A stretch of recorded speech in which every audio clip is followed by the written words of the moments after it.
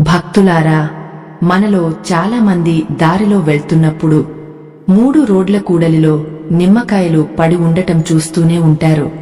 అలా చూసినప్పుడు మనసులో ఏదో తెలియని భయం మొదలవుతుంది కదా.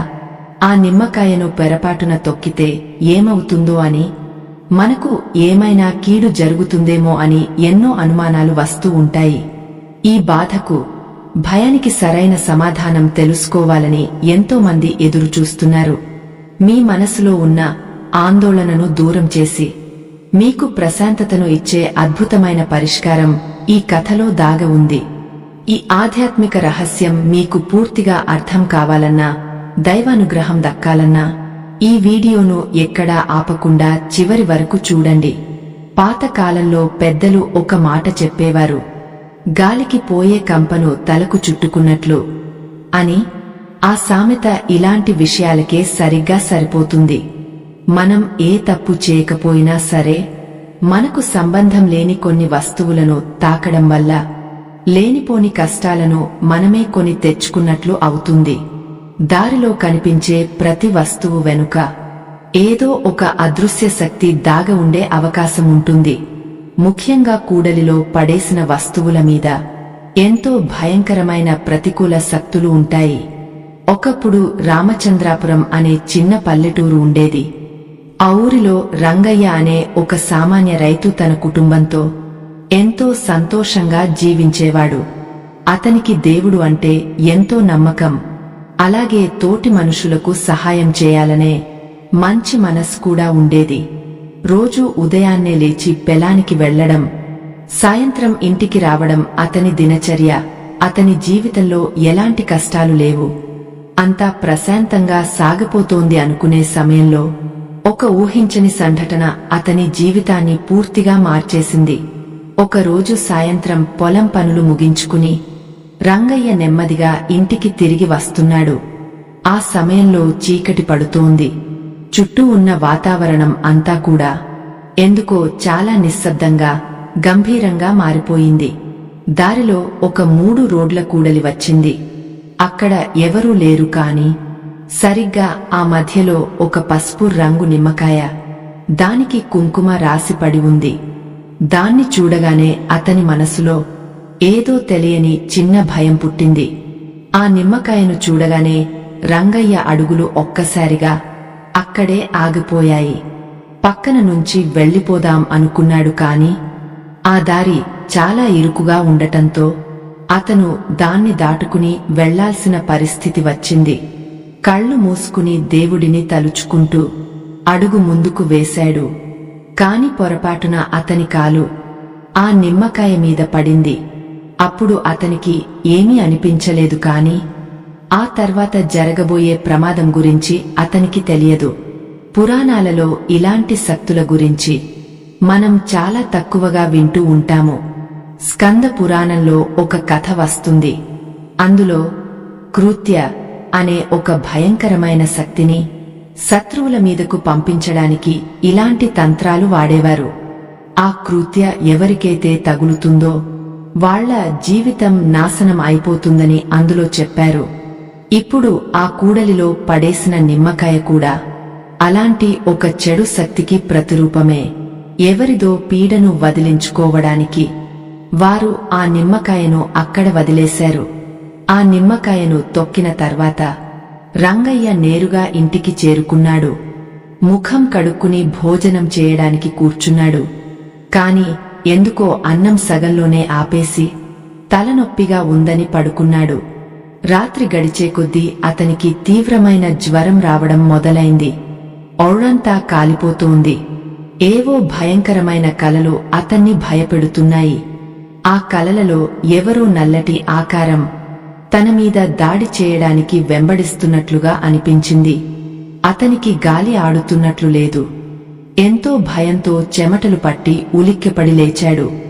మరుసటి రోజు ఉదయానికి రంగయ్య పరిస్థితి చాలా దారుణంగా మారిపోయింది.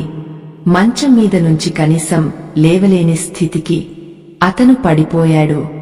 అతని భార్య కనకమ్మ ఎంతో కంగారు పడింది. ఊరిలో ఉన్న నాటు వైద్యుడిని పిలిపించి ఎన్నో మూలికా మందులు ఇప్పించింది.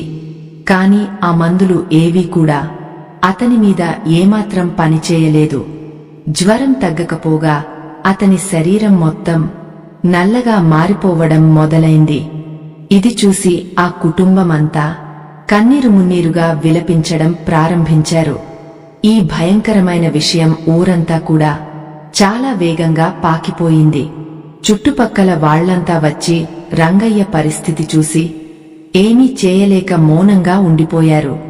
అప్పుడు ఊరి పెద్ద అయిన రామయ్య అక్కడికి వచ్చాడు. అతను రంగయ్యను చూసిన వెంటనే ఇది మామూలు జబ్బు కాదు, దీని వెనుక ఏదో చాలా పెద్ద చెడు శక్తి ప్రయోగం జరిగిందని గ్రహించాడు. నిన్న సాయంత్రం అతను ఎక్కడికి వెళ్లాడు, ఏ దారిలో వచ్చాడు అని అందరినీ ఆరా తీయడం మొదలుపెట్టాడు. అప్పుడు రంగయ్య భార్య ఏడుస్తూ నిన్న పొలం నుంచి వస్తున్నప్పుడు ఊరి చివర ఉన్న ఆ 3 రోడ్ల కూడలి గుండా వచ్చారని చెప్పింది. ఆ మాట వినగానే రామయ్య ముఖంలో ఒక్కసారిగా తీవ్రమైన భయం కనిపించింది. ఎందుకంటే ఆ కూడలి గురించి ఆ ఊరిలో ఎన్నో భయంకరమైన కథలు ప్రచారంలో ఉన్నాయి. అక్కడ ఎవరైనా ఇలాంటి తాంత్రిక వస్తువులు తొక్కితే వాళ్ల ప్రాణాలు దక్కడం చాలా కష్టమని అక్కడి అందరికీ బాగా తెలుసు. ఇప్పుడు రంగయ్య ప్రాణాలు గాలిలో దీపంలా మారిపోయాయి. ఆ ఊరి పెద్ద రామయ్య కళ్లలో భయం స్పష్టంగా కనిపిస్తోంది. అతను అక్కడున్న వారందరినీ చూస్తూ ఈ నిమ్మకాయ గురించి ఒక భయంకరమైన నిజం చెప్పాడు. ఎవరైనా తమ ఇంట్లో ఉన్న పీడను లేదా తమకు పట్టిన దరిద్రాన్ని వదిలించుకోవడానికి ఇలా 3 రోడ్ల కూడలిలో నిమ్మకాయలు వేస్తారని అన్నాడు. ఆ నిమ్మకాయను ఎవరైతే తొక్కుతారో ఆ దరిద్రం అంతా వాళ్లకు పట్టుకుంటుందని ఎంతో ఆవేదనగా వివరించాడు. ఆ మాటలకు అందరి గుండెలు ఒక్కసారిగా జారిపోయాయి. మనం ఏ పాపం చేయకపోయినా సరే ఇతరుల పాపాన్ని మనం మోయాల్సి రావడం ఎంత దారుణమో కదా అని అక్కడున్న వాళ్లంతా బాధపడ్డారు. ముఖ్యంగా ఆ నిమ్మకాయకు కుంకుమ రాసి ఉందంటే అది మామూలు పీడ కాదు, ఎవరో చాలా శక్తివంతమైన చేతబడి చేశారని రామయ్య ఖచ్చితంగా చెప్పాడు. ఆ చేతబడి ప్రభావం రంగయ్య మీద పడటం వల్లే అతను ఇలా మంచాన పడ్డాడని అందరికీ పూర్తిగా అర్థమైపోయింది. ఆ మాటలు విన్న రంగయ్య భార్య కనకమ్మ కన్నీరు మున్నీరుగా ఏడవడం మొదలుపెట్టింది. ఆమె రోదనను ఆపడం ఎవరి వల్ల కావడం లేదు. అసలు ఈ నిమ్మకాయలకే ఈ నెగటివ్ ఎనర్జీని లాక్కునే శక్తి ఎలా వచ్చిందో మన పురాణాలలో ఒక అద్భుతమైన కథ ఉంది. అథర్వణ వేదంలో చెప్పబడిన అభిచార ప్రయోగాల గురించి చాలా తక్కువ మందికి మాత్రమే తెలుసు. అందులో మంత్రించిన వస్తువుల ద్వారా ఒకరి ప్రాణాలు తీసే భయంకరమైన విద్యలు ఎన్నో ఉన్నాయని పెద్దలు చెబుతూ ఉంటారు. ఆ విద్యలకు ఎక్కువగా నిమ్మకాయలనే వాడుతారు. ఎందుకంటే నిమ్మకాయకు ఆకర్షించే గుణం అలాగే గ్రహించే శక్తి చాలా ఎక్కువగా ఉంటుందని పురాతన శాస్త్రాలు చెబుతున్నాయి. మనం దేవుడి దగ్గర పెట్టిన నిమ్మకాయ మనకు ఎంతో మంచి చేస్తే అదే నిమ్మకాయను దుష్ట శక్తుల కోసం వాడితే అది ప్రాణాలు తీసేంత ప్రమాదకరంగా మారుతుంది. అందుకే 3 రోడ్ల కూడలిలో పడేసిన వాటిని ఎప్పుడూ పొరపాటున కూడా తాకకూడదని మన పెద్దలు ఎప్పటికప్పుడు హెచ్చరిస్తూ ఉంటారు. ఇప్పుడు రంగయ్య శరీరంలోకి ఆ భయంకరమైన తాంత్రిక శక్తి ప్రవేశించి అతని రక్తాన్ని మెల్లమెల్లగా పీల్చేస్తోంది. అతని కళ్ళు ఎర్రగా మారిపోయాయి. శ్వాస తీసుకోవడం కూడా అతనికి ఎంతో కష్టంగా మారిపోయి విలవిలలాడుతున్నాడు. ఈ ఘోరమైన పరిస్థితి నుంచి రంగయ్యను కాపాడటానికి ఆ ఊరిలో ఎవరి వల్ల కావడం లేదు. అప్పుడు గుడి దగ్గర ఉండే ఒక ముసలాయన పక్క ఊరిలో ఉన్న ఒక గొప్ప సన్యాసి గురించి రామయ్యకు చెప్పాడు. ఆ సన్యాసి ఎన్నో ఏళ్లుగా హిమాలయాల్లో ఘోరమైన తపస్సు చేసి వచ్చాడని, ఇలాంటి చేతబడులను తీసేయడంలో ఆయనకు ఎవరూ సాటి రారని అన్నాడు. ఆయన దర్శనం దొరికితే చాలు రంగయ్య బతుకుతాడని అందరికీ ధైర్యం చెప్పాడు. ఏమాత్రం ఆలస్యం చేయకుండా ఆ సన్యాసిని తీసుకురావడానికి రామయ్య తన నమ్మకమైన మనుషులను పంపించాడు. ఆ సన్యాసి ఆశ్రమానికి వాళ్లు చేరుకునేసరికి బాగా చీకటి పడిపోయింది. ఆశ్రమం చుట్టూ ఉన్న వాతావరణం ఎంతో ప్రశాంతంగా దైవికమైన శక్తితో నిండిపోయి అనిపించింది. లోపల ఆ సన్యాసి కళ్ళు మూసుకుని గాఢమైన ధ్యానంలో మునిగిపోయి ఉన్నాడు. రామయ్య పంపిన మనుషులు ఆయన ధ్యానం భగ్నం చేయకూడదని బయటే ఎంతో భక్తితో చేతులు కట్టుకుని మౌనంగా నిలబడ్డారు. ఆశ్రమం నిండా అగరబత్తుల సువాసన వారి మనస్కు కొద్దిగా ప్రశాంతతను ఇచ్చింది. కొద్దిసేపటి తర్వాత ఆ సన్యాసి నెమ్మదిగా తన కళ్ళు తెరిచాడు. బయట నిలబడ్డ వాళ్లను చూడగానే వాళ్లు ఏమీ చెప్పకముందే అక్కడ జరిగిన విషయం మొత్తం ఆయనకు అర్థమైపోయింది. ఒక అమాయకుడి ప్రాణాలు చాలా ప్రమాదంలో ఉన్నాయని గ్రహించిన ఆ మహాత్ముడు వెంటనే తన పూజా సామగ్రి తీసుకుని వాళ్లతో కలిసి వేగంగా బయలుదేరాడు. ఆయన నడకలో ఎంతో వేగముంది. ముఖంలో ఏదో తెలియని దైవికమైన తేజస్సు స్పష్టంగా కనిపిస్తోంది. రాత్రికి రాత్రే ఆ సన్యాసి ఆ గ్రామంలో ఉన్న రంగయ్య ఇంటికి చేరుకున్నాడు. ఆయన లోపలికి అడుగుపెట్టగానే ఆ ఇంట్లో అప్పటి వరకు ఉన్న భయంకరమైన వాతావరణం ఒక్కసారిగా స్తంభించిపోయినట్లు అనిపించింది. మంచం మీద ప్రాణాపాయ స్థితిలో ఉన్న రంగయ్యను చూడగానే ఆ సన్యాసి కళ్ళు కోపంతో ఎర్రబడ్డాయి. ఇంతటి నీచమైన ప్రయోగాన్ని ఒక సామాన్యుడి మీద చేయడం ఎంత మహాపాపమో ఆయన గ్రహించాడు. వెంటనే ఆ ప్రయోగాన్ని వెరగ్గొట్టడానికి తగన ఏర్పాట్లు వేగంగా చేయమని అందరినీ ఆదేశించాడు. ఆ సన్యాసి చెప్పినట్లుగానే రామయ్య మనుషులు పసుపు, కుంకుమ, నిమ్మకాయలు అలాగే కొన్ని ప్రత్యేకమైన అరుదైన మూలికలను తీసుకువచ్చారు. ఇంటి ముందు ఒక పెద్ద ముగ్గు వేసి దాని మధ్యలో రంగయ్యను చాలా జాగ్రత్తగా పడుకోబెట్టారు. ఆ సన్యాసి తన చేతిలో ఉన్న రుద్రాక్ష మాలను పట్టుకుని భయంకరమైన మంత్రాలు గట్టిగా చదవడం మొదలుపెట్టాడు. చుట్టూ ఉన్న వాళ్లందరికీ భయంతో గుండెలు చాలా వేగంగా కొట్టుకోవడం ప్రారంభించాయి. ఆ వాతావరణం అంతా ఏదో అదృశ్య శక్తుల మధ్య యుద్ధం జరుగుతున్నట్లుగా భయంకరంగా మారిపోయింది. ఆ రాత్రి ఏం జరగబోతుందో ఎవరికీ అర్థం కాలేదు. సన్యాసి మంత్రాలు చదువుతున్న కొద్దీ ఆ ఇంట్లో వాతావరణం మరింత భయంకరంగా మారసాగింది. బయట ఉన్న చల్లటి గాలి ఒక్కసారిగా సుడిగాలిలా మారిపోయి ఇంటి చుట్టూ విపరీతంగా తిరగడం మొదలైంది. లోపల వెలుగుతున్న దీపాలు ఆ గాలికి రెపరెపలాడుతున్నాయి. కాని సన్యాసి తన ఏకాగ్రతను మాత్రం కోల్పోకుండా కూర్చున్నాడు. ఆయన తీసిన అరుదైన మూలికలు నెమ్మదిగా నల్లటి పొగలు కక్కుతూ ఒక వింతైన వాసనను ఆ ప్రాంతమంతా వెదజల్లుతున్నాయి. ఆ వాసనకు అక్కడ నిలబడిన మనుషులకే తల తిరిగిపోతుంటే ఇక రంగయ్య ఒంట్లో ఉన్న దుష్ట శక్తుల పరిస్థితి ఎలా ఉంటుందో ఊహించుకోవచ్చు. భక్తులారా, మీలో ఎవరైనా ఎప్పుడైనా ఇలాంటి వింతైన లేదా ప్రాణాలకు ముప్పు తెచ్చే సంఘటనలను నిజ జీవితంలో ఎదుర్కొన్నారా? మీ ఊళ్ళో కూడా పండగ పూట లేదా అమావాస్య నాడు 3 రోడ్ల కూడలిలో నిమ్మకాయలు పడేసే అలవాటు ఉందా? ఉంటే గనుక మీ సొంత అనుభవాలను కింద మాకు తెలియజేసి అందరితో పంచుకోండి. మీ స్పందనలు చదవడం ద్వారా ఇలాంటి చేతబడుల గురించి అందరికీ మరింత అవగాహన వస్తుంది. దారిలో వెళ్లేటప్పుడు ఎలాంటి జాగ్రత్తలు తీసుకోవాలో కూడా స్పష్టంగా తెలుస్తుంది. ముగ్గు మధ్యలో అపస్మారక స్థితిలో పడుకున్న రంగయ్య శరీరం గాల్లోకి తేలియాడుతున్నట్లుగా కొద్దిగా పైకి లేవడం మొదలైంది. ఆ తర్వాత అతని గొంతులో నుంచి ఎవరిదో తెలియని ఒక వింతైన కర్కశ స్వరం బయటకు వస్తోంది. ఆ స్వరం వినగానే చుట్టూ ఉన్న గ్రామస్తులంతా విపరీతమైన భయంతో వణికిపోయి వెనక్కి అడుగులు వేశారు. కనకమ్మ మాత్రం తన కన్నీరు ఆపుకోలేక బిగ్గరగా ఏడుస్తూ తన భర్తను ఎలాగైనా కాపాడమని ఆ సన్యాసి కాళ్లపై పడి పదే పదే వేడుకుంటోంది. ఆమె రోదన చూస్తుంటే ఆ ఊరి జనాల హృదయాలు కరిగ నీరైపోయాయి. అప్పుడు ఆ సన్యాసి తన చేతిలో ఉన్న పసుపు నీళ్లను రంగయ్య ముఖం మీద చాలా గట్టిగా చల్లాడు. ఎవరు నువ్వు? ఏ జన్మ పగతో ఈ అమాయకుడి ప్రాణాలు ఎందుకు తీయాలి అనుకుంటున్నావు అని చాలా గంభీరంగా ప్రశ్నించాడు.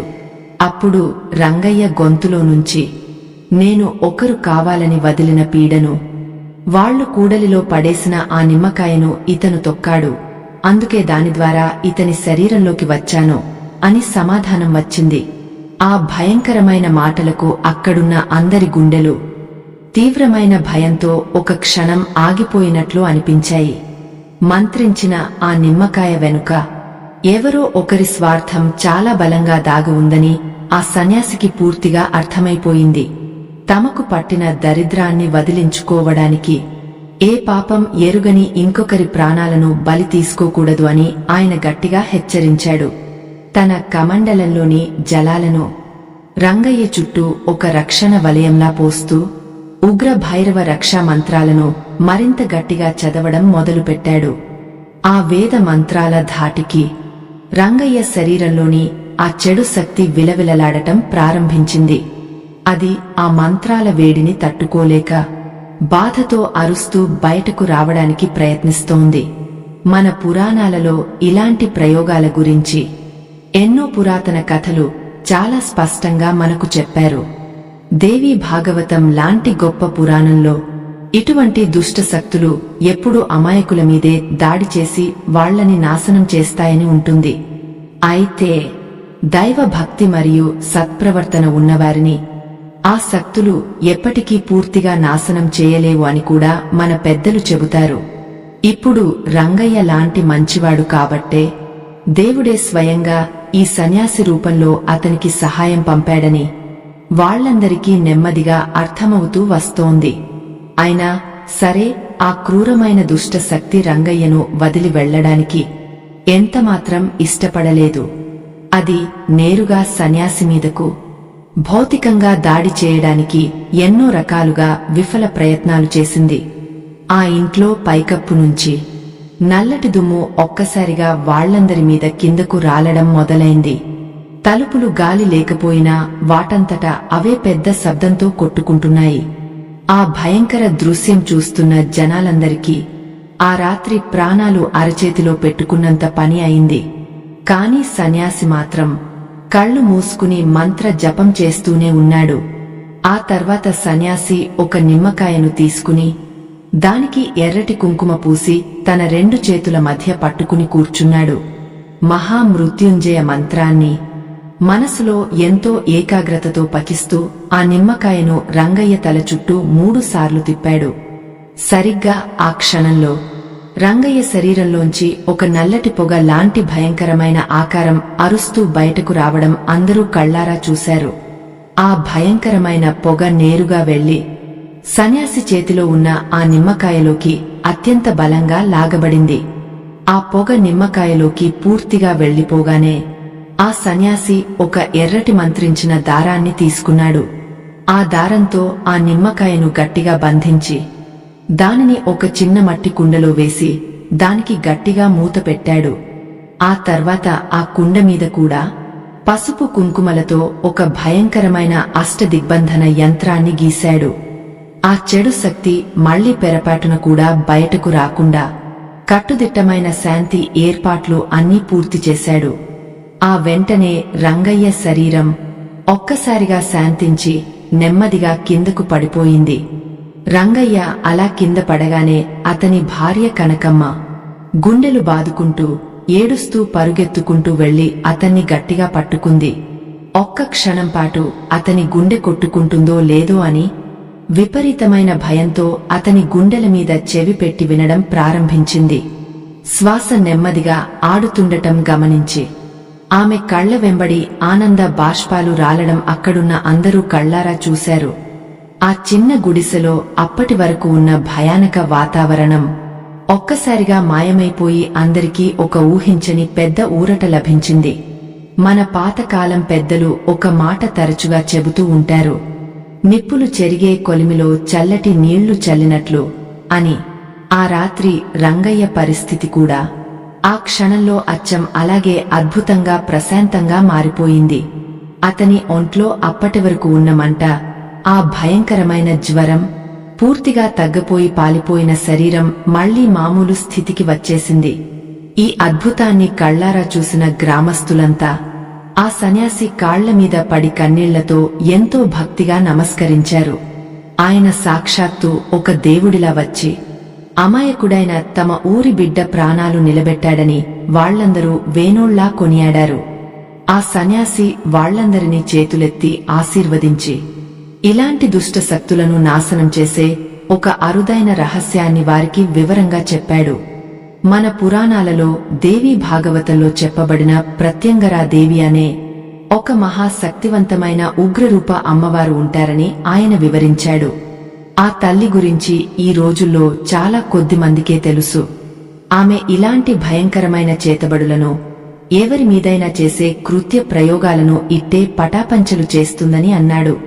ఆ తల్లి అనుగ్రహంతోనే తాను ఈ మొండి దుష్ట శక్తిని ఆ మట్టి కుండలో ఇంత సులభంగా బంధించగలిగానని ఆయన ఎంతో వినయంగా చెప్పాడు. ఇప్పుడు ఆ పసుపు కుంకుమలతో బంధించిన మట్టి కుండను ఏం చేయాలో ఆ సన్యాసి ఊరి పెద్ద రామయ్యకు చాలా స్పష్టంగా చెప్పాడు. దాన్ని చాలా జాగ్రత్తగా తీసుకువెళ్లి ఊరికి దూరంగా ఉన్న ప్రవహించే నదిలో ఎవరికంటా పడకుండా నీళ్లలో వదిలేయాలని ఆదేశించాడు. అలా చేస్తే ఆ స్వచ్ఛమైన నీటి ప్రవాహంలో ఆ కుండలో ఉన్న నెగటివ్ ఎనర్జీ పూర్తిగా కొట్టుకుపోయి శాంతిస్తుందని అన్నాడు. ఒకవేళ దగ్గర్లో నది లేకపోతే గనుక పాడుబడిన శ్మశానంలో ఎవరూ తొక్కని చోట లోతైన గొయ్యి తీసి పాతిపెట్టాలని ఆయన చాలా కఠినంగా హెచ్చరించాడు. సరిగ్గా అదే సమయానికి కింద పడి ఉన్న రంగయ్య నెమ్మదిగా తన కళ్లు తెరిచి చుట్టూ ఆందోళనగా ఉన్న వాళ్లందరినీ వింతగా చూశాడు.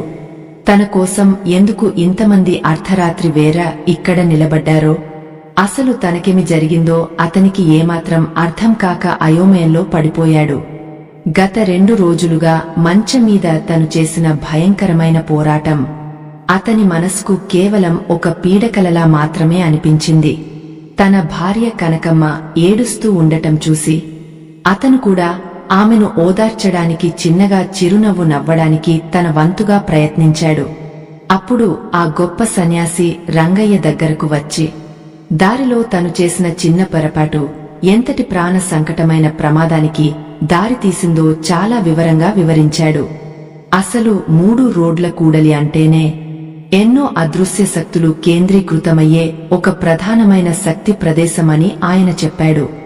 అక్కడే దుర్మార్గులు ఎందుకు మంత్రించిన నిమ్మకాయలు పడేస్తారంటే, ఎవరైనా అమాయకులు వాటిని తొక్కితే ఆ పీడ ఒకరి నుంచి ఇంకొకరికి చాలా వేగంగా గాలిలా వ్యాపిస్తుందనే స్వార్థ బుద్ధితో అని ఆయన అన్నాడు. అందుకే అలాంటి కూడలి ప్రదేశంలో నడిచేటప్పుడు మన దారిలో ఉన్న ప్రతి అనుమానాస్పద వస్తువును చాలా జాగ్రత్తగా గమనించాలని సూచించాడు. ఇకపై ఇలాంటి చెడు శక్తుల బారిన పడకుండా ఉండాలంటే ప్రతిరోజు బయట నుంచి ఇంటికి రాగానే ఉప్పు నీళ్లతో కాళ్లు కడుక్కోవాలని ఆయన చెప్పారు. అలాగే కష్టకాలంలో కుల దైవాన్ని తలుచుకుని ఇంటి ప్రధాన గుమ్మం దగ్గర కాస్త పసుపు నీళ్లు చల్లడం అలవాటు చేసుకోవాలని ఆయన అన్నాడు. ఈ చిన్న దైవికమైన జాగ్రత్తలు నిత్యం పాటిస్తే ఎంతటి మహాభయంకర శక్తులైనా సరే మన దరిదాపుల్లోకి కూడా రాలేవు అని ధైర్యం చెప్పాడు. ఆ అమూల్యమైన మాటలు విన్న గ్రామస్తులంతా ఇక ముందు ఇలాంటి చిన్నపాటి తప్పులు కూడా చేయకూడదని తమ మనసులో గట్టిగా నిర్ణయించుకున్నారు. ఆ పల్లెటూరి ప్రజలకు ఆ సన్యాసి ఆ రోజు రాత్రి చేసిన మేలు వాళ్ల జీవితాల్లో ఎప్పటికీ మర్చిపోలేని ఒక గొప్ప ప్రాణదానం అని చెప్పాలి. భక్తులారా, మీ అందరికోసం ఎంతో శ్రమించి పాతకాలపు పురాణాలను శోధించి ఇలాంటి అద్భుతమైన ఆధ్యాత్మిక కథలను మేము మీ ముందుకు తీసుకువస్తున్నాము. మా ఈ చిన్న ప్రయత్నాన్ని మీరు కూడా మనస్ఫూర్తిగా ప్రోత్సహించాలనుకుంటే దయచేసి కింద ఉన్న స్కానర్ ద్వారా మీ తోచిన విరాళాన్ని అందించి మమ్మల్ని మరింతగా ఆశీర్వదించండి. మీ అద్భుతమైన సపోర్ట్ మాకు ఎప్పుడూ ఉంటే భవిష్యత్తులో ఇలాంటి మరెన్నో గొప్ప ప్రాచీన విషయాలను మీకు స్పష్టంగా తెలియజేయడానికి మాకు ఎంతో నైతిక బలం వస్తుంది. మరుసటి రోజు ఉదయం సూర్యోదయం అవ్వగానే ఆ రామచంద్రాపురం ఊరి వాతావరణం అంతా ఎప్పటిలాగే చాలా ప్రశాంతంగా మారిపోయింది. కాని ఆ ఊరి పెద్ద రామయ్య భుజాల మీద ఇంకా ఒక అతిపెద్ద బాధ్యత అలా తీరకముందే అలాగే ఉండిపోయింది. అదేమిటంటే రాత్రి ఆ సన్యాసి మంత్రించి తన చేతికి ఇచ్చిన ఆ ప్రమాదకరమైన మట్టి కుండను సురక్షితంగా తీసుకువెళ్లి ఎక్కడైనా దూరంగా పారేయడం. దానిని నదిలో వదిలేయడానికి తన వెంట 2 నమ్మకస్తులైన బలశాలులను తీసుకుని ఆయన ఎంతో ధైర్యంగా ఊరి పెలిమేరల వైపుగా బయలుదేరాడు. ఆ నల్లటి కుండను చేతులతో పట్టుకుని నడుస్తున్న రామయ్యకు చేతుల్లో ఏదో మండుతున్న నిప్పును పట్టుకున్నట్లుగా ఎంతో అశాంతిగా అనిపించింది. మన పాతకాలంలో పెద్దవాళ్లు తరచుగా నిప్పును కొంగున మూటగట్టినట్లు అని ఒక సామెత చెబుతూ ఉంటారు కదా. ఈ భయంకరమైన పరిస్థితి చూస్తుంటే రామయ్యకు అచ్చం ఆ సామెత లాగానే మహాభయంగా, గుండెల్లో వణుకుగా అనిపించింది. ఎందుకంటే ఆ చిన్న కుండలోపల బంధించబడి ఉన్నది ఒక అమాయకపు మనిషి ప్రాణాలు తీయడానికి ప్రయత్నించిన అత్యంత క్రూరమైన పీడ కావడమే దానికి ఏకైక కారణం. ఊరి చివర ఉన్న దట్టమైన అడవి గుండా వాళ్ల ప్రయాణం చాలా నెమ్మదిగా మరియు ఎంతో నిశ్శబ్దంగా సాగుతోంది. ఆ అడవిలో ఎక్కడినుంచో వినిపిస్తున్న వింత పక్షుల అరుపులు వాళ్ల గుండెల్లో ఎనలేని భయాన్ని మరింతగా పెంచుతూ కంగారు పెడుతున్నాయి. ఆ చేతిలో ఉన్న మట్టి కుండలో నుంచి అప్పుడప్పుడు దేనినో గీరుతున్నట్లుగా ఏవో సన్నటి వింత శబ్దాలు వాళ్ల చెవులకు స్పష్టంగా వినిపిస్తున్నాయి.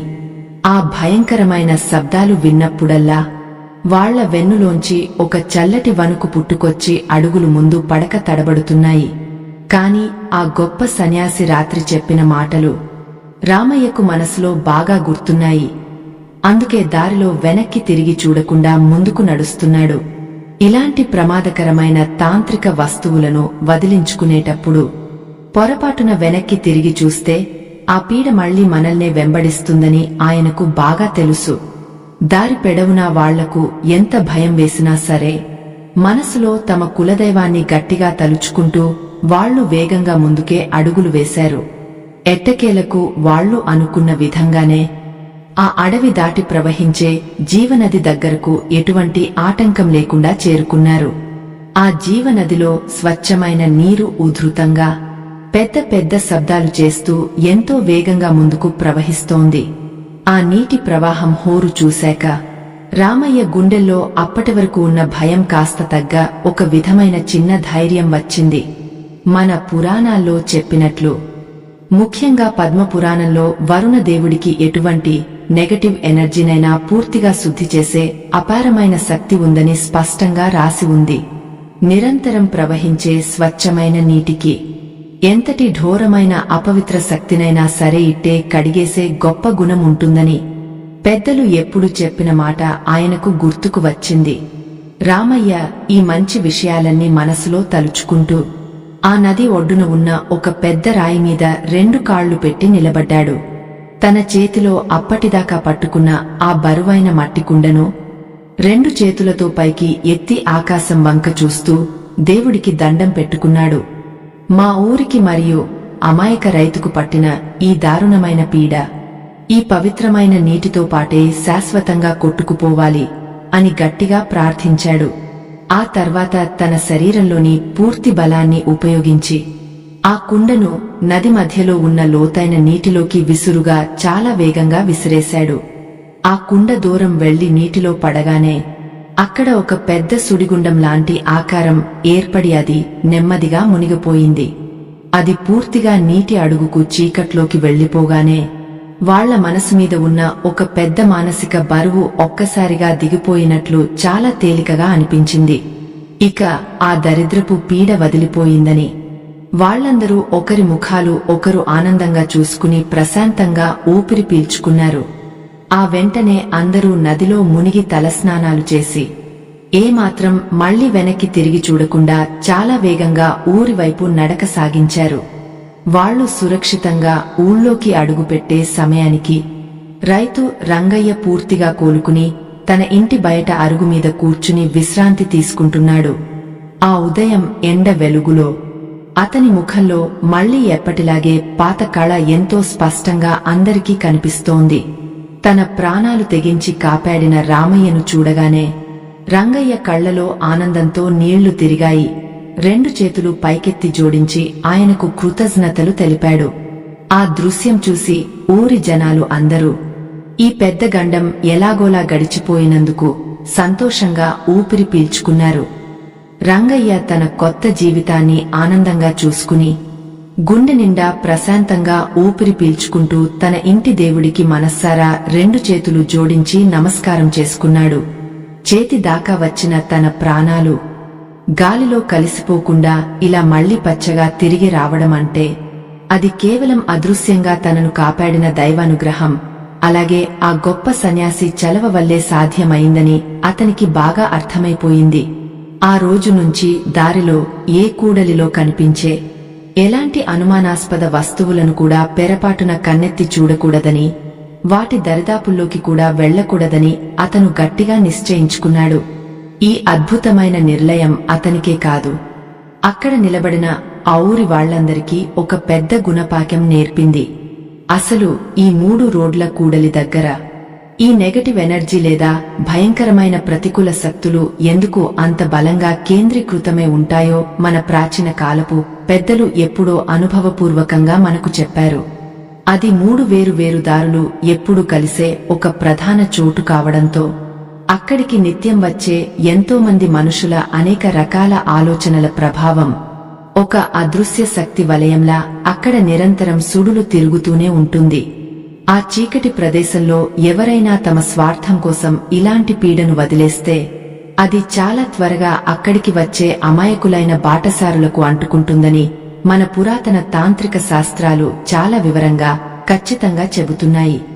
అందుకే మనం ఎప్పుడూ రాత్రిపూట అటుగా వెళ్లేటప్పుడు మరింత చాలా అప్రమత్తంగా జాగ్రత్తగా నడుచుకోవాలి. ఇలాంటి రహస్య విషయాల గురించి మనం మరుగున పడిపోయిన గరుడ పురాణంలో కూడా ఒక చిన్న అద్భుతమైన ఉదాహరణను చాలా స్పష్టంగా చూడవచ్చు. అందులో చెప్పినట్లుగా ఊరి పెలిమేరల్లో లేదా ఇలాంటి కూడలి ప్రదేశాల్లో ఎవరూ లేని సమయంలో క్షేత్ర పాలకుల కన్ను కప్పి పడేసే మాంత్రిక వస్తువులు క్రమంగా ఎంతో భయంకరంగా మారుతాయి. అటువంటి వాటిలో ఉచ్ఛిష్ట శక్తులు ఆవహించి ఉంటాయి కాబట్టి అవి చాలా సులభంగా మనుషుల దేహంలోకి చొరబడి ప్రాణశక్తిని హరిస్తాయని గొప్ప మునులు ఆ గ్రంథాలలో ఎంతో సవివరంగా రాసిపెట్టారు. అందుకే దారి మధ్యలో ఎక్కడైనా పసుపు, కుంకుమ రాసిన నిమ్మకాయలు లేదా వింతగా ఎర్రటి గుడ్డలో కట్టిన ముడుపులు కనిపిస్తే వాటికి వీలైనంత దూరంగా నడవాలని ఆ పురాణం మనకు పదే పదే హెచ్చరిస్తోంది. మన పాత తరాల వారు ఊరికే ఏ మాట చెప్పలేదు, చేతులు కాలాక ఆకులు పట్టుకున్నట్లు అని ఒక గొప్ప నానుడి మన పల్లెల్లో ఎప్పటినుంచో వాడుకలో ఉంది. ముందే జాగ్రత్త పడకపోతే ఆ తర్వాత ఎంత బాధపడినా, ఎన్ని ఘోరమైన పూజలు చేసినా కూడా చేజారిన ప్రాణాలు మళ్లీ వెనక్కి రావు కదా.